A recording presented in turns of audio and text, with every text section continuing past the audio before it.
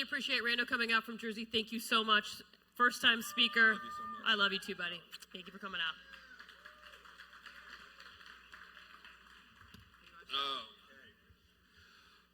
Holy shit, what a venue you guys have here. This is amazing. I've been to some other B-sides and shit that like were the jankiest thing that I've ever seen. This is professional level. Thank you so much for having me, by the way. He very much talked me way out of my depth. I tinker with hardware and nothing has blown up yet, but that's been a lot of fun. So my name is Rando, also known as Danny. I have founded my own DEF CON group. I'm based out of Northeast PA, and I founded DC 610 about 10 years ago. I'm by the PA that's like New York and Philly, not the weird shit like Erie. So like you can come out and visit me and you won't suffer. I am a DC. I'm a DEF CON sock goon. I've been a sock goon for about 10 years now. It's one of my most proudest things that I've ever done. Because it really is a lot like what you guys do here. It's community driven. It's about the people that are here, and I really love doing it. I always say I'm the master at failing upwards. Here's a caveat on this one. I don't mean this talk to depress anybody. It very well may. And the lights are glaring off of my glasses, so I'm not doing that. This is going to be some heavy shit. But there are bright spots towards the end, so just stick with me. I didn't mean it to make anybody sad, but this is the reality of our industry. And the reason I wanted to do this is because of groups like this, getting to meet, everybody experiences the world in a different way. We all see it through our own specific lenses. Nobody here has an identical life experience. So maybe the way that I got laid off 7 different times might be different than how somebody else did it before. But I've been through a lot of it, and I figured this has been a bunch of bullshit that I've been through. So the ultimate good that could come out of it is talking with my friends, and you're all my friends here. So hopefully this helps. It might be a little rough in the beginning. And by the way, I like interactive talk, so if somebody does have like a question or like, oh, tell me about that thing you just talked about, fucking raise your hand and we'll do it. Like, that's why I like doing these things. Amazon recently announced 14,000 layoffs. Its CEO made over $40 million in 2024. Does not compute. UPS announced 48,000 layoffs. Its CEO made over $24 million. What the hell? Intel announced 20,000 layoffs. Its new CEO's pay package is valued at nearly $69 million. It's like I took the wrong week to quit drinking. This is what I mean when I say the system is rigged. Keep that sentiment in mind as I'm speaking, because we're going to come back to it. Hey, your favorite movie was on TV last night. By God, I'm 50, alive, and a king, all at the same time. I turned it on just as they got to the scene when Richard, Jeffrey, and John were locked in the dungeon, and Henry was coming down to execute them. Richard tells his brothers not to cower, but to take it like men. And Jeffrey says, "You fool," as if it matters how a man falls down. And Richard says, "When the fall is all that's left, it matters a great deal." It matters a great deal. You trying to tell me something? No, Mr. President, of course not. Okay. Thank you. I quote The West Wing religiously throughout my day, but this particular quote has stuck with me, especially around this topic. A lot of us, let me see a show of hands. I can see pretty much everybody. Who here has ever been laid off? More people than I would have liked to see. Thank you very much for that. How many here have known people who have been laid off? Yeah, see a lot more. So and I also want you to remember this too. I wrote this talk specifically for both people who have been laid off and eventually those that will have to give some kind of support to somebody in their family, their extended family, their friends. And you need to understand what they're going through, because groups like SecKC, groups like DC 610, we only survive because of our ties to each other. And when your job is done, when the severance or complete lack of fucking severance comes, that is all that we have left is each other. So I want you to remember how you fall matters and how your friends fall matter. That's the spirit of this talk. I'm going to show a couple of slides that, again, are not going to so much depress you as just, if you're human, they're going to really piss you off. I love you. Yeah, goddamn it is right. Listen, bottom line is, and we all know this, I'm not telling you anything you don't know. Shit is bleak. And it is, I remember, so I've been in security for almost 20 years now. And there was that golden age, I think a lot of us remember it, where negative unemployment, right? They used to love to say that.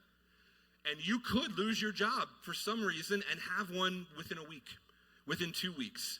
And that shit is not like that anymore because you have douchebags like this. Oh, where's my laser? Is my laser not working? Yeah. Jack. Fuck Jack, by the way. This is the most insane shit that I've seen in a long time. And I see regularly what our supposed president fucking posts. But like, I left this screenshot highlighted. I want you to pay attention to this. We're not making this decision because we're in trouble. Our business is strong. Our profit continues to grow. We serve more and more customers, and profitability is improving. Fuck you. Fuck you for that sentiment. But it's important to realize how these people think. It's important to know this is what you're ultimately fighting against. It used to be they at least gave us the courtesy of saying profits were down. We had to make some restructuring. Like, no, we're making fuck tons of money, but fuck you, that's why. There's a text layoff tracker. Again, this is not meant to scare anybody. It's not meant to get anybody depressed, but it should piss you off. Then you have people like Confluent, which I'm going to talk about some stories about how I've been laid off during acquisitions and how to prepare for things like that. I'm not just going to show you things that are like meant to be sensational and things like that. I'm going to tell you what happened. I'm going to tell you how I dealt with it, and with hindsight, whether it was the right way or not. And maybe it's ping something in your brain to help you if it ever happens to you. Epic, another 1,000 employees. This shit is absolutely everywhere. And if you let it get to you and you think about it too much and you worry about it too much, it can really ruin your day. However, sometimes there's some fun to be had. Bishop Fox, they're not a sponsor, are they? Okay, good. Fuck them too.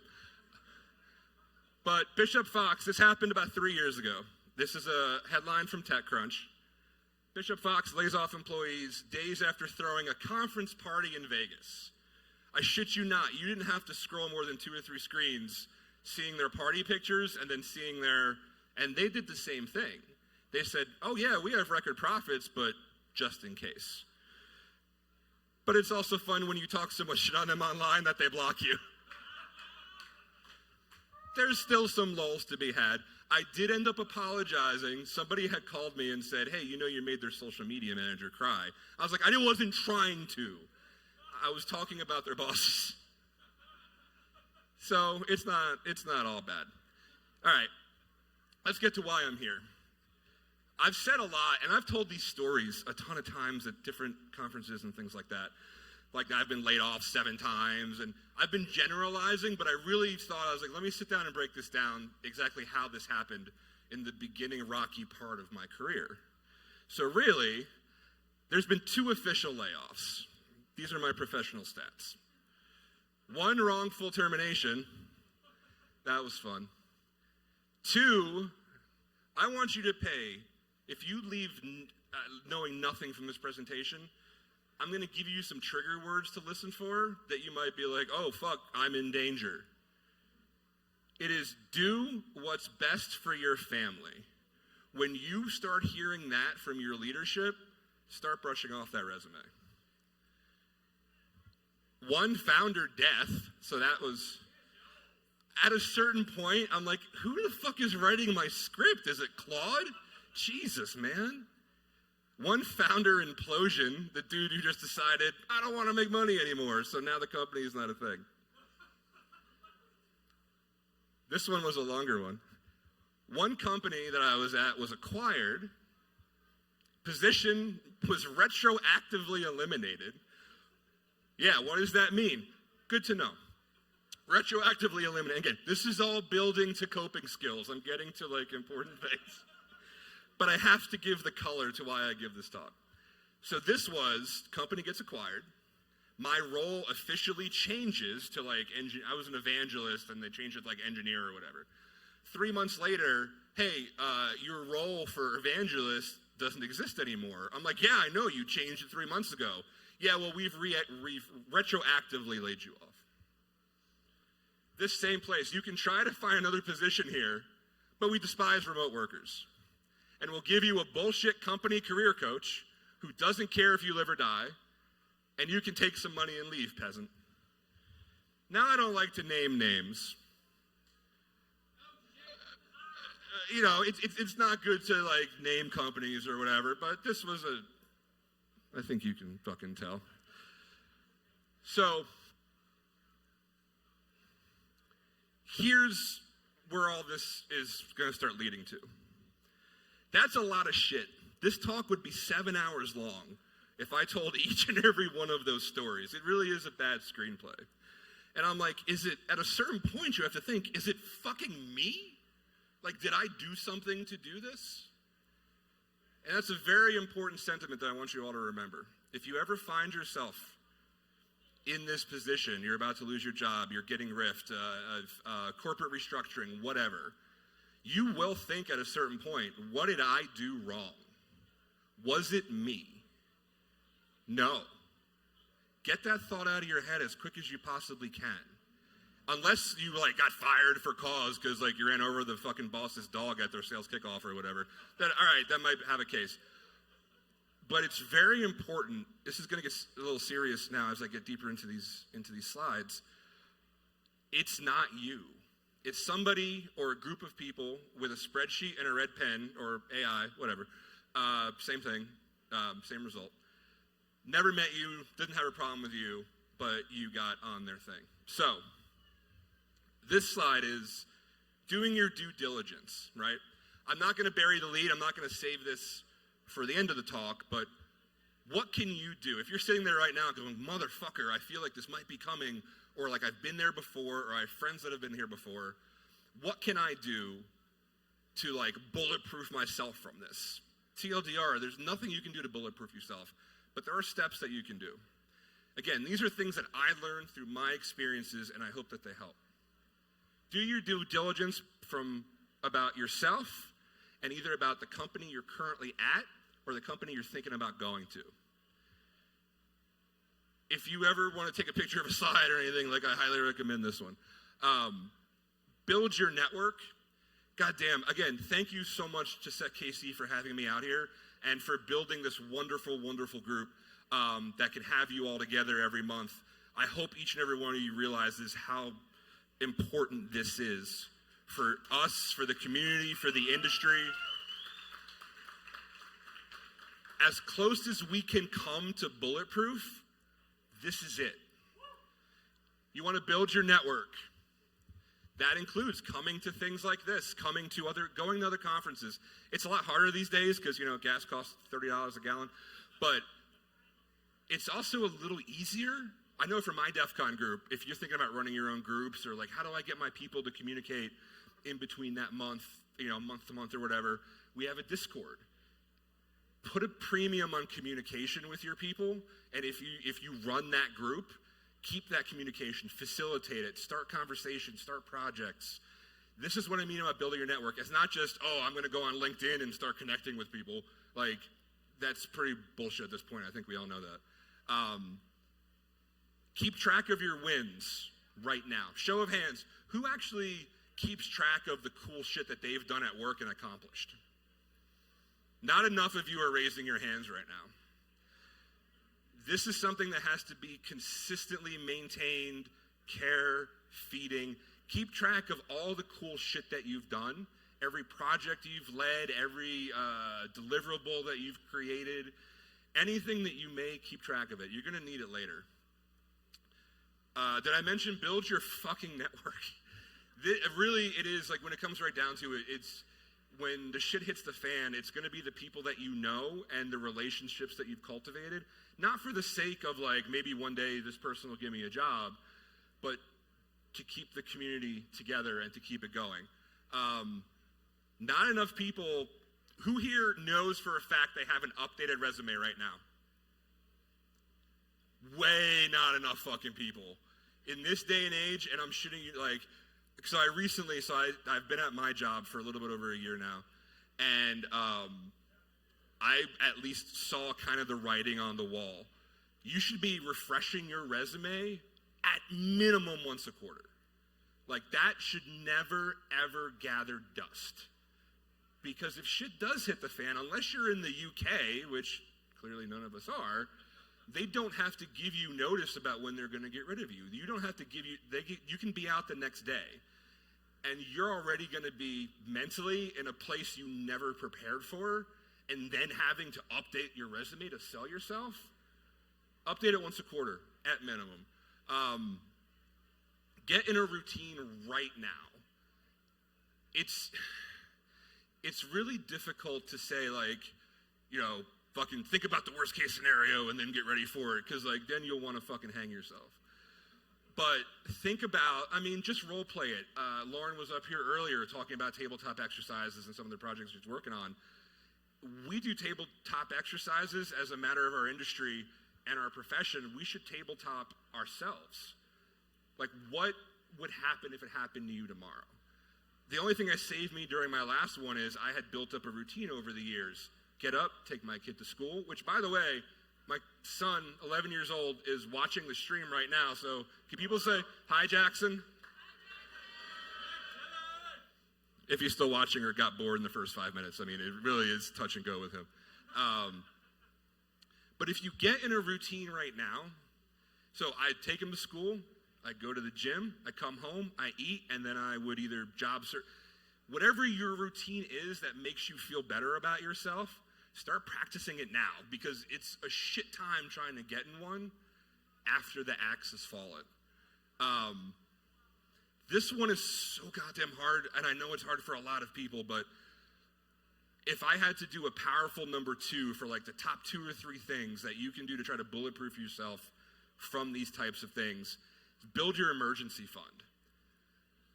I hear so many horror stories. I've had it done to me. Layoffs come with, oh, you've been here for fucking 3 years, you get a week of severance and be thankful for it. Who could live off of a week of their salary right now? It's horrifying. Well, one person rose a hand. Good for you. Fucker. But yeah, building an emergency fund. And now I'm going to transition over to, a lot of us like our technical shit. We want to do our job. We want to make the project. We want to ship it. And we're happy in our basements. And that's the only thing that we want to do. Not enough of us pay attention to the business that we're in. And it's mind-numbing and it's tedious, but you'll catch a lot of context clues by paying attention to things about your business. Here are some of the, like, you can ask these questions about a business before you get there, after you get there. I love asking questions on all hands. Some people say that puts a target on you, but ask these questions of your leadership.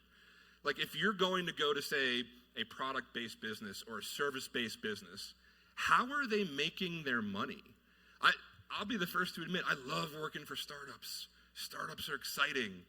Enterprises bore the living shit out of me. I don't like being a cog. But that comes with some inherent risk, and I've done them both. How do they make their money? What's their annually recurring revenue? How often? This is a great question if you're about to go for a job interview, and they say, do you have any questions for us? You want to know how their leadership communicates with each other. How often does your leadership team meet in person to discuss the state of the company? How does your company stay sticky with its clients? And I apologize for using the term sticky. I had no other choice. You want to know like that they have a plan, right? You want to know that they have a solid foundation for their business model. A lot of people just see, oh God, I just need a job. And yeah, that's a case for a lot of us. But if you can take your time to do the due diligence for this, tell me about your go-to-market strategy. If nothing else, it's the executives love when you say that kind of shit. But all right, so these are the things that you can concentrate on, that I've concentrated on, that I wish I knew the first 2 or 3 times that I lost my job. And it sucks. I've lost a job a week. I mentioned Jackson earlier. I lost my job the week before he was born. Yeah. And I had flown her best friend up from Louisiana for a bridal shower. So imagine, if you will, losing your job through no fault of your own and having to go home and sit in the kitchen with a 9-month pregnant wife and her best friend and then say, there's no more money coming in. That's the human cost of what this happens after the Zoom call ends. And it happens to thousands and thousands of people, and they're not prepared to handle that. So think about that. Think about worst case scenario. That fucking sucked, by the way. I'm not exaggerating those variables even a little bit. But when these things happen, and I'm not as militant against the enterprise as I used to be, like, fuck anybody who does this, blah, blah, blah. I get things are weird, and I'm getting a little more understanding, but not a lot more. So now let's gameplay this a little bit and say this just happened to you. What's the first, when you hear you're getting laid off, and anybody can shout out, what's the first question that you want to ask when you hear you're getting laid off? Why? 100%. He just said it. Why? It's natural. You want to know why it's happening. Because fuck you, that's why. Honestly, this is the way that you have to think about it. You're going to drive yourself insane thinking you did something wrong, thinking that you are less than everybody else that stayed. And if my talk does nothing else for you, I want you to understand how much bullshit that is. You didn't do this. It was variables far beyond your fucking control. You could have done every single thing that I gave my opinion on about how to prepare for this, and it could still happen. You didn't do this. So, you're in the shit now, right? You're in the shit, you're wondering, like, why me, why this happened, what did I do wrong? That is not going to do you any good. Your train is in motion now. The only thing that you can do is go forward. I was reading a book on the way here on the airplane. It's one of Stephen King's new book, and this quote stuck out, and it was apropos of this talk. It's a conversation about, does anything make you happy? Character says, I used to sketch. Take it up again, you need hedges. Hedges against the night. There is going to come a time after the Zoom call, after the signing of the paperwork and returning all of your shit, and you're going to have a day. You probably had to have a day where you still had to get up, make your kids breakfast. You still had to get up and take your kid to school, talk to your spouse, do any number of things. And then at the end of the night, when they're asleep, and I've had these nights 100,000 times already, the night is the scariest part because there's nobody else around. How are you going to deal with that? Like I said, welcome to the shit show. Again, these are just all my opinions, and I hope that they matter to you, and they sound silly at first. They sounded silly as shit to me when I did it. Breathe. I took up yoga the last time because I wasn't having enough time to deep sigh throughout the day, and it helped. Remember to breathe. Unclench your jaw. Get your shoulders away from your ears. Breathe.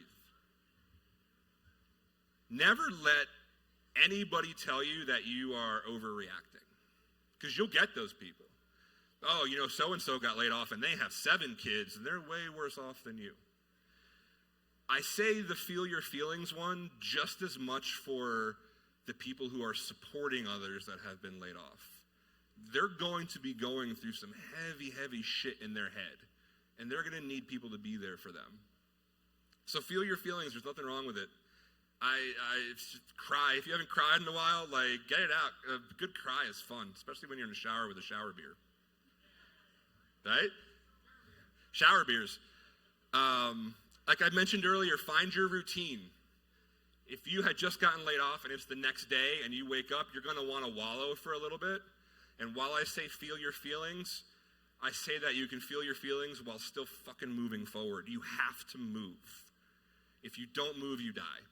You have to get up, you have to form a routine, or else you're just going to be working against yourself.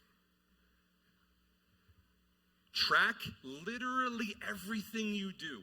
Every job you apply to, the date you apply to it, who you talk to, if you got interviews, how long it took. Except if, you get rejections 8 months later, feel free to heckle those people. That doesn't make any fucking sense. I once got a rejection 2 years after I applied to a job. I didn't even remember it. It's worse now than it ever was, but there are ways to deal with this. Track everything you do. Start a spreadsheet, put it on a private GitHub, put it on Obsidian or Sublime Text, whatever. Track everything. Plan for the long game. I'll warn you right now, it is not what it used to be out there. Maybe when I got laid off like my third time, I had a job in, less than 4 weeks. I wasn't worried at all. I had 2 months of severance and it was fine. But you see these stories out there of people getting 6 months, 8 months. I had a friend that was off for a year and a half. I mean, he had an awful overbite and had kind of a wide forehead, but still, that shouldn't be something.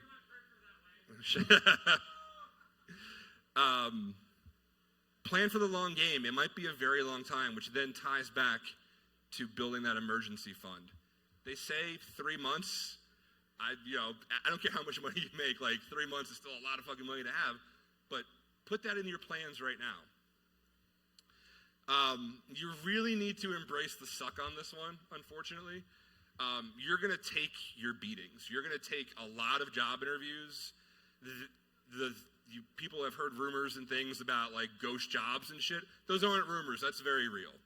That's a tactic companies use to either cover up their lack of growth or say, look, we're doing things.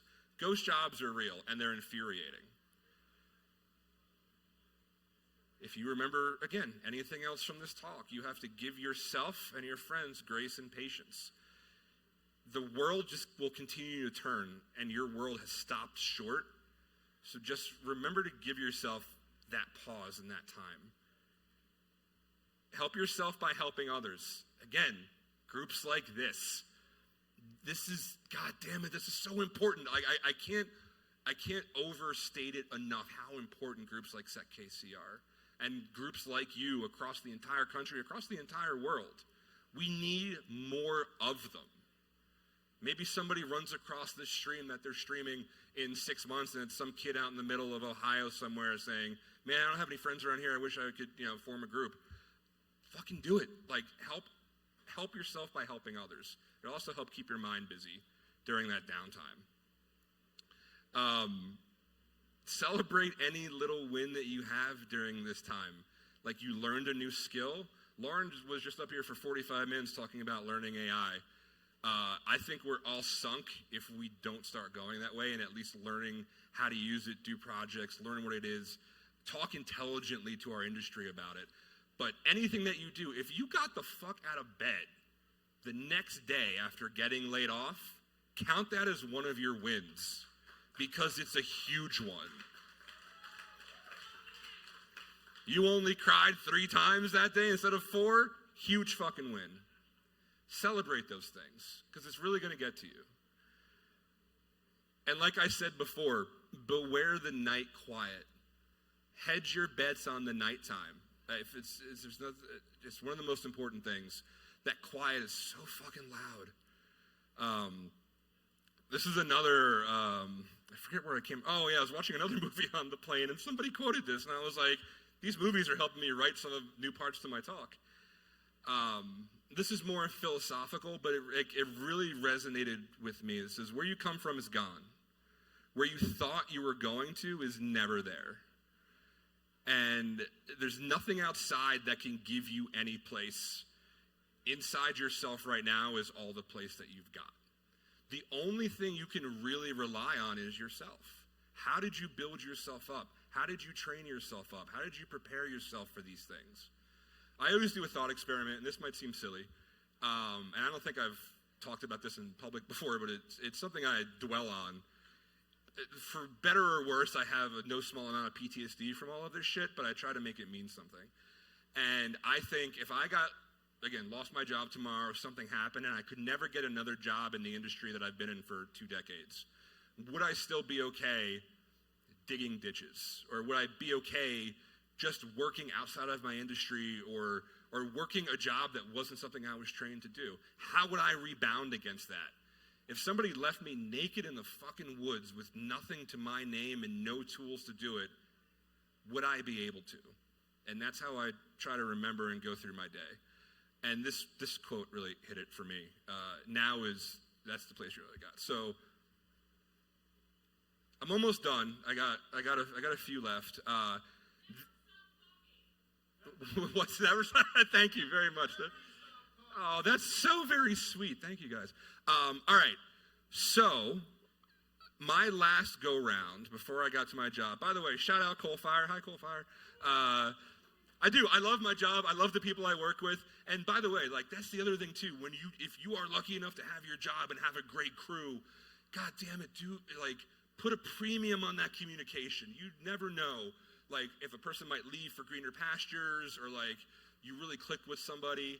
Communication among the people you work with is so fucking important, and you learn such cool shit from people.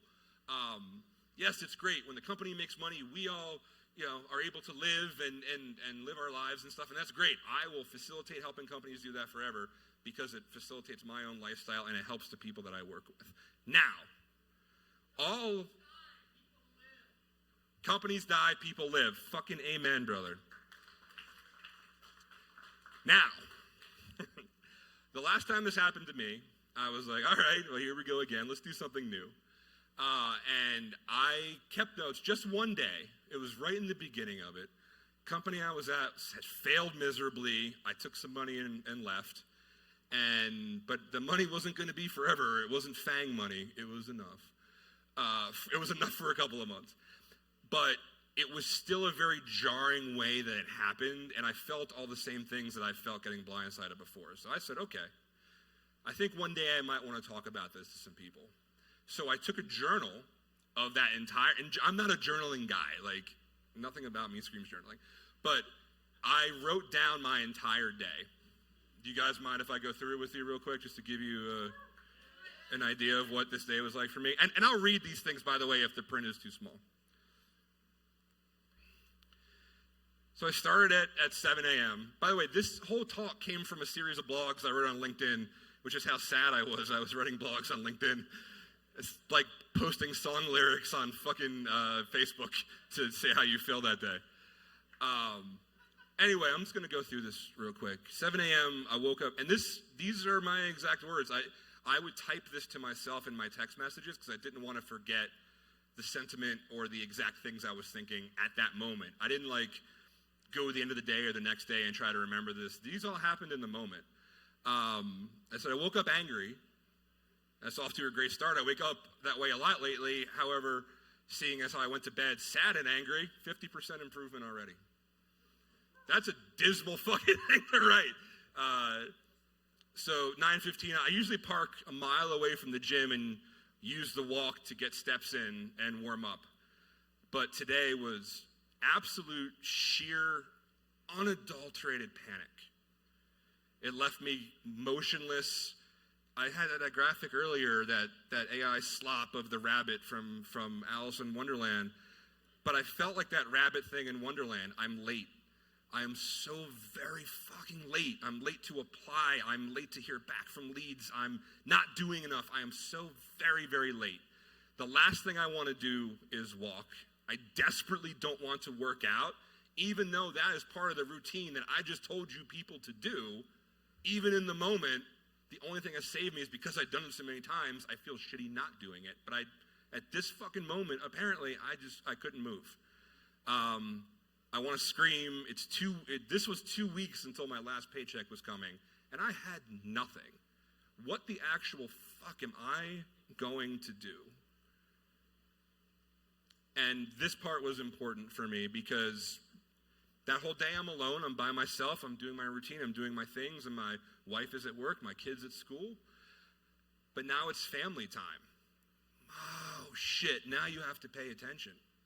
Now you have to pretend like the shit that you were just cutting yourself over earlier in the day is not affecting you because you don't want your family to see that. Who wants their family to see that? It's awful. I listen to my son tell me about his day. He's not pleased about his new reading buddy, but he had pizza for lunch, so he's good.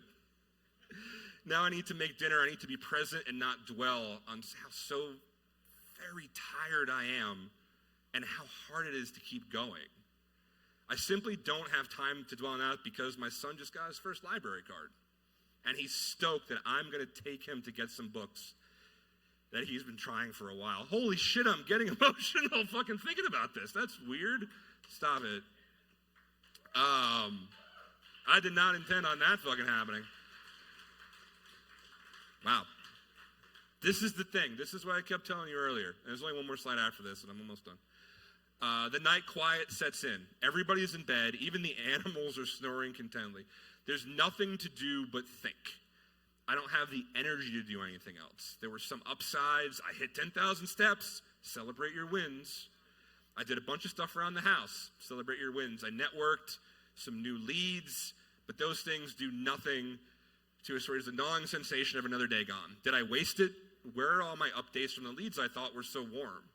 This is exactly what I mean when I talk about beware the front-loaded rush. The front-loaded rush is great. If you're lucky enough to have it and you tell your network, hey, I just got laid off, I got to hit the bricks, I got to do all these things, and you'll have people saying, send me your resume. Here's this link. Apply here. Let me know this. The front-loaded rush is a wonderful, wonderful feeling until you realize that it's so very fleeting. The hard truth is that nobody is on your timetable but you. And that is a hell of a lonely clock. There was one other story that I didn't put in here, but I think it's important to illustrate how dark this shit can get. And I'm only going to tell it because I want people to understand, even if they're not comfortable telling their own story, that other people feel like them. I talked about the job that I had to tell my pregnant wife and her best friend that I'm a loser.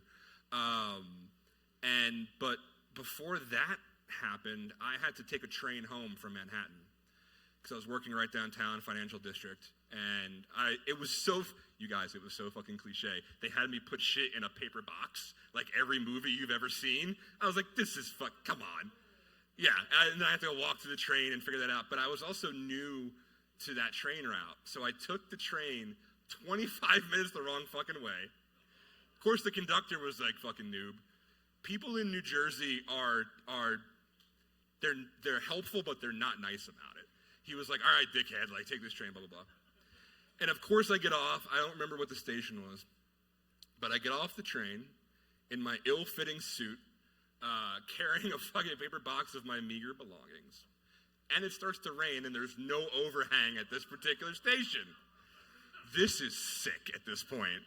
Like, the simulation has really fucking glitched and not in my favor.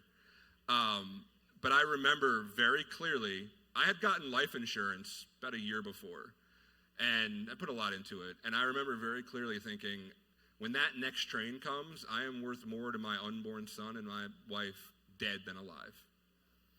That's not hyperbole. That's not something that I'm making up. I thought that, and it's hard to not think that. So, but luckily, I had an old mentor that her name is Jen Ayers. Jen is fucking great. I called Jen, and I was crying on a rainy platform, fucking in July. It sucked. And Jen, being the great mentor she is, she goes, "Will you shut the fuck up?" And I said, "Huh?" I was like, "But Jen," she was like, "You're super talented. I believe in you. Like, you're gonna get through this." that's the other part, man. That's why I try to do things like this.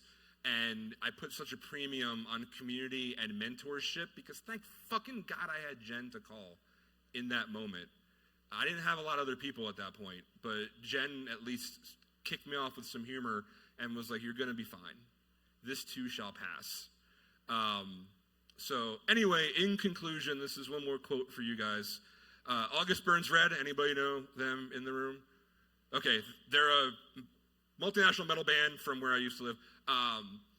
But this is the line, like, we're cut and bleeding, we'll stop the grieving, but first we'll have to stand and take our beating. And that's what this is about. So if nothing else, I hope this prepared some of you or got you thinking about, like, how to do healthy things for yourself. Make yourself healthy now so you have that on your side later. Anyway, that's all I got. If people have questions, they can ask them, but that's it.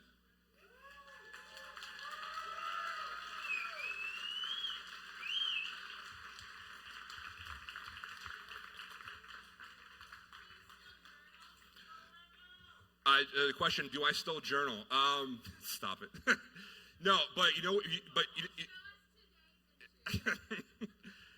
it'll show sheer panic getting up here. I still do it. But no, what I do is I will text myself things. Like if you're wondering like how do I capture thoughts, my brain is like text yourself. So I either send like note to self on Signal or I send it on regular like iMessage or whatever.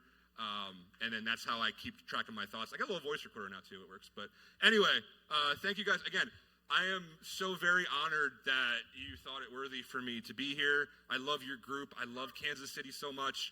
And from a lifelong Northeast elitist, like I fucking love this city. So thank you so much.